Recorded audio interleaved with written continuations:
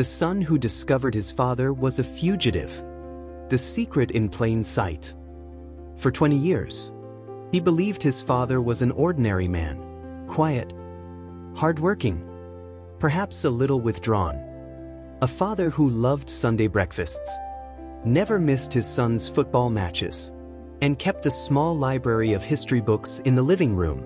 But in 2018, everything changed. While preparing a university project on global crime networks, 19-year-old Daniel Kovacs typed his father's full name into a search bar. What he discovered left him breathless. An Interpol red notice, issued 2 decades earlier. His father, Márton Kovacs, was not just an immigrant who had started over in a quiet German town. He was a fugitive, wanted for financial crimes and suspected ties to an organized smuggling ring in Eastern Europe. This is not only the story of a father and a son. It is the story of secrets hidden in plain sight, of the thin line between ordinary life and a double identity. It is a story about how global institutions pursue fugitives, how families unknowingly live in the shadow of past crimes, and how one revelation can fracture or rebuild the meaning of family. The Making of a Fugitive, 1990 to 1998. 1990s Eastern Europe, a world in flux. The fall of the Soviet Union created both hope and chaos. Across Hungary, Romania, Ukraine, and the Balkans, borders shifted, currencies collapsed, and black markets flourished. In Budapest, a young accountant named Márton Kovacs saw both opportunity and danger. Trained in finance during Hungary's transition to capitalism, he had access to Western clients but also to the shadow economy.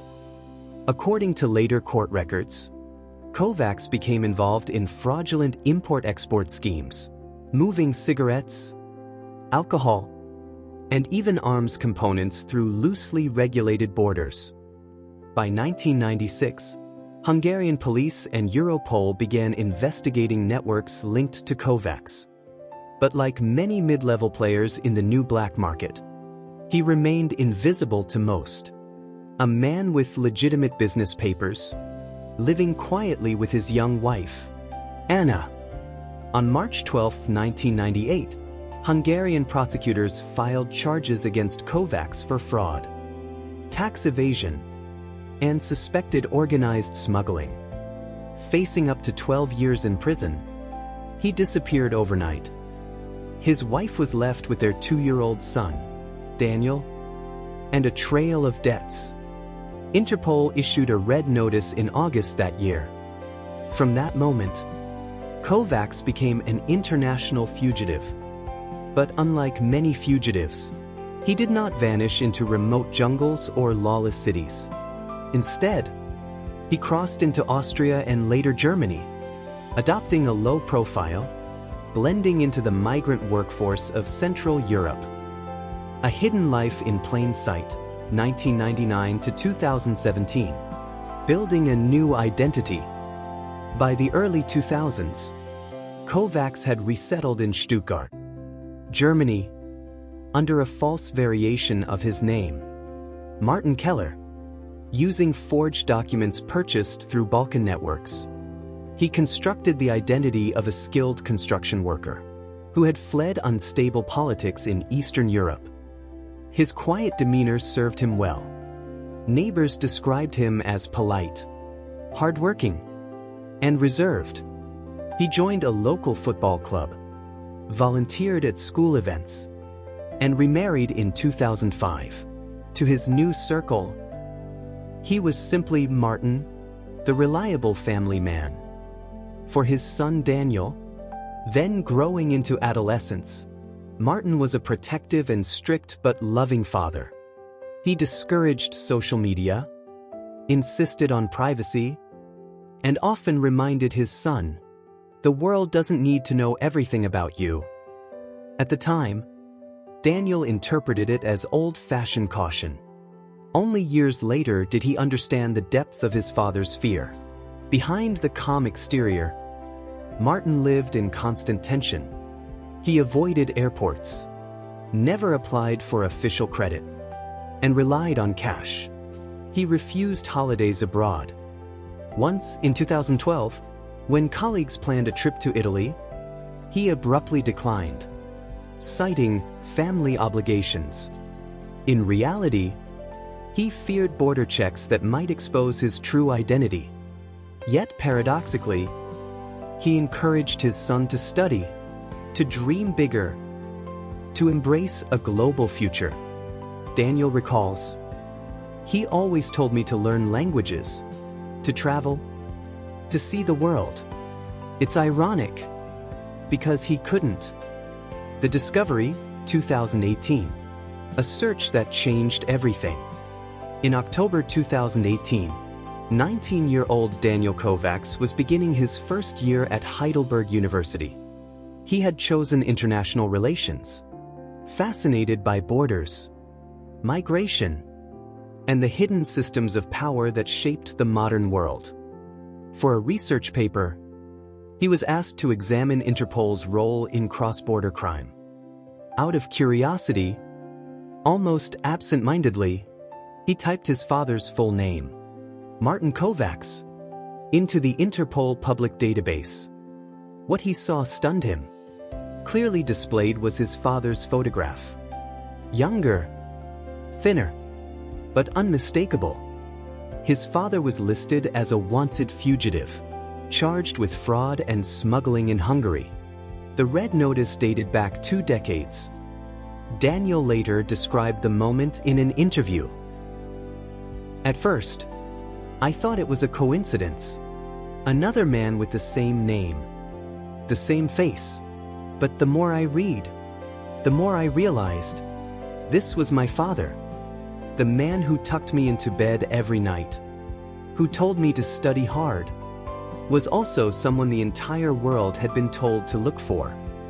Confronting his father was not immediate. For days, Daniel wrestled with the information in silence. His mind replayed fragments of childhood. The reluctance to travel abroad, the obsessive caution about privacy, the way his father always kept a bag of cash hidden in the garage. Finally, on October 21st, Daniel sat across the kitchen table and asked, "Dad, who are you really?" According to Daniel's later testimony, his father froze. After a long silence, he admitted, "I am who you think I am, but I am also your father. Don't ever forget that." The confession shattered the household. His stepmother felt betrayed, neighbors felt deceived, and Daniel himself spiraled between anger and empathy. For weeks, Daniel avoided his father. Friends recall him describing it as living with a ghost in the house. His studies became consumed with questions of justice, morality, and identity. Could a man be both a criminal and a loving parent? Could decades of ordinary life erase the stain of past crimes? In the words of one psychologist who later studied the case, this was not only about crime and punishment. It was about the fundamental rupture of identity. The father had lived in 2 realities, but the son suddenly found himself split in 2 as well. Reckoning and Legacy, 2019, present. The arrest. The discovery could not remain hidden. In early 2019, Daniel confided in a professor at Heidelberg, who encouraged him to speak with authorities. Within months, German police, working with Interpol, moved in. On April 3, 2019, Martin Keller, known for 2 decades as a dependable construction worker, was arrested outside his home. News cameras captured the scene. A quiet suburban street, a man in handcuffs, and stunned neighbors repeating the same phrase. He was the last person we would suspect. Kovacs was extradited to Hungary to face charges. His trial drew national attention, emblematic of how fugitives from the turbulent 1990s had quietly woven themselves into the fabric of Europe. In 2020, the Budapest court found him guilty of large-scale fraud and smuggling operations dating back to 1996 to 1998. He was sentenced to 8 years in prison. Daniel attended only one day of the hearings. He described it later. "I couldn't sit there and see him as just a criminal. For me, he was still my father. But I also couldn't ignore what he had done." The story sparked debate across Europe. How could a man live undetected for 2 decades within the Schengen zone, despite biometric systems and border controls? Critics pointed to flaws in international law enforcement cooperation, noting that thousands of fugitives remain hidden in plain sight across the EU. Sociologists also highlighted the family dimension, the psychological toll on spouses and children who unknowingly live in the shadow of lies. Newspapers ran headlines such as, "The Hidden Families of Europe's Fugitives," drawing attention to the silent victims of past crimes. For Daniel, the years after 2019 were marked by profound self-reflection. He completed his degree, writing his thesis on the sociology of secrecy, families and fugitive identities. He began speaking publicly, not as a victim, but as someone seeking to understand the duality of human lives. In a 2022 interview with Der Spiegel, he said, "I will never justify what my father did, but I also refuse to see him only as a criminal. He raised me with love, even while carrying a secret that destroyed him. The lesson is not about one man's guilt, but about how silence and fear can shape generations." Today, Kovacs remains in prison in Hungary, serving his sentence quietly. Daniel has chosen to distance himself but continues to visit occasionally, describing their relationship as fragile but real. The case remains a striking reminder that fugitives are not always hiding in jungles or war zones. Sometimes, they live next door. Fathers, neighbors, teammates, ordinary men carrying extraordinary secrets. Lessons from a hidden life. The story of the son who discovered his father was a fugitive is not just about crime. It is about the human cost of secrecy, the resilience of families, and the failures of systems meant to protect societies. It forces us to ask, how many fugitives still live in plain sight? How much do we really know about the people closest to us? And can love survive when truth collapses? As Daniel himself concluded in a public lecture in 2023, "We inherit our parents' names, their values, and sometimes their mistakes. But we also inherit the power to choose what to do with that truth. My father taught me one lesson he never intended, that the past always finds its way home." If this story shocked you, there's more.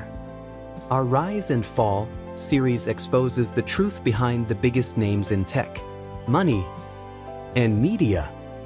Subscribe to never miss the next twist.